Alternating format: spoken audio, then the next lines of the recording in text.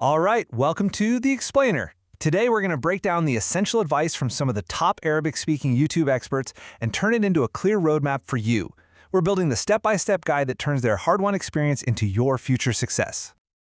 Okay, here it is, the first magic number every single new creator dreams of hitting. This is that first real proof that you're actually building a community. And then there's this one. This is the second milestone, and honestly, it's the one that often trips people up. It's not just about getting clicks, it's about getting people to stick around and watch. So that's the million-dollar question, right?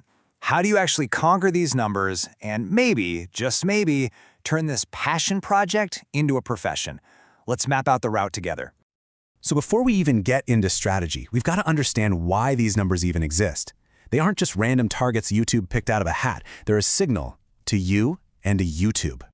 As the expert At-Taqani Ashraf Mustafa explains, these are basically the non-negotiable entry gates to get into the YouTube Partner Program. And that part about original content? It's huge. A real human being over at YouTube actually sits down and watches your stuff to make sure you're not just re-uploading other people's work. Hitting these numbers can feel like a huge mountain to climb. I get it. But according to our sources, there are some incredibly powerful ways to speed things up. So, what's the single fastest way to get there? Well, the creator Al-Mutawahid Fikra pulls no punches. He says it right here. Live streams are the single most powerful tool you have right now.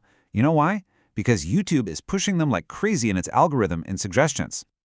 And wow, look at this. This chart just says it all. The data shows that channels that go live on a regular basis see a 400 to 500% positive impact on their growth. That's not a small bump. We're talking 4, even 5 times the growth compared to channels that only post regular videos. It's a massive difference. And here's the cool part. YouTube is doubling down on this, making it easier than ever to go live. They're rolling out new AI tools that can automatically chop up your stream into highlight clips for shorts with zero extra work from you. And for anyone who's a little nervous about hitting that Go Live button, you can now do a private practice run, which totally removes that fear factor. Okay, so besides going live, there's another huge piece to this puzzle: Shorts. MazinTube really emphasizes that Shorts are like a magnet for new subscribers.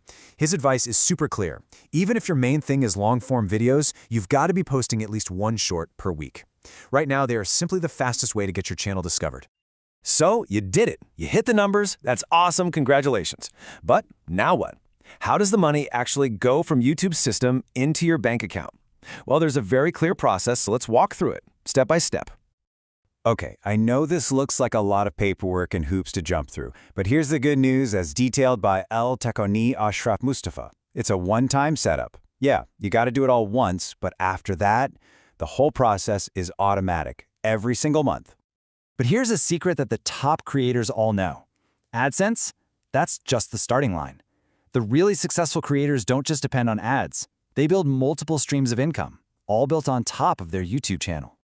According to YouTube's own creator channel, memberships are a total game changer for this. You're offering exclusive perks and content directly to your biggest fans. And in return, you get additional income. And the key word here is stable income, which is something ad revenue isn't always. This is where you need to change how you think.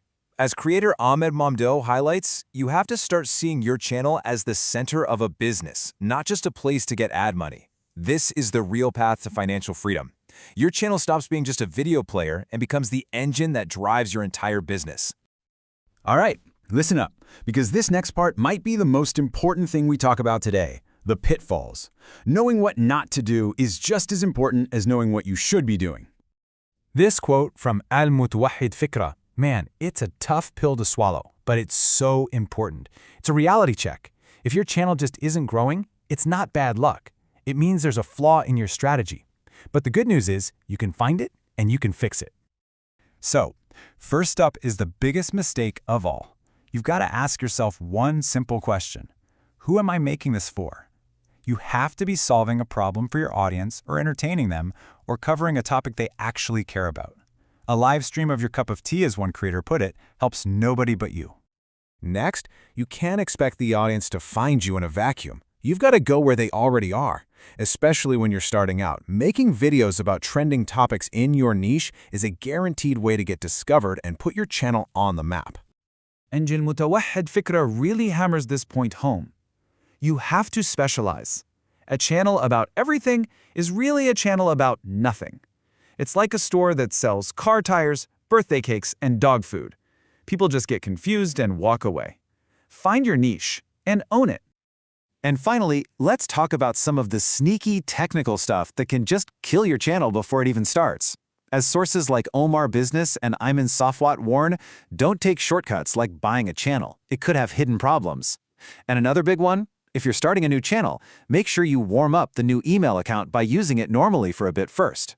Otherwise, YouTube systems might flag you as a bot. It's all about starting with a solid, clean foundation. So, the path from zero to monetized, it's definitely a challenge, but as we've seen, it's a clear one. The difference between a channel that struggles and one that succeeds usually comes down to a clear strategy and avoiding these critical mistakes. So, after all that, I have one question for you. Looking at your own channel right now, what's the one thing you're going to change starting today?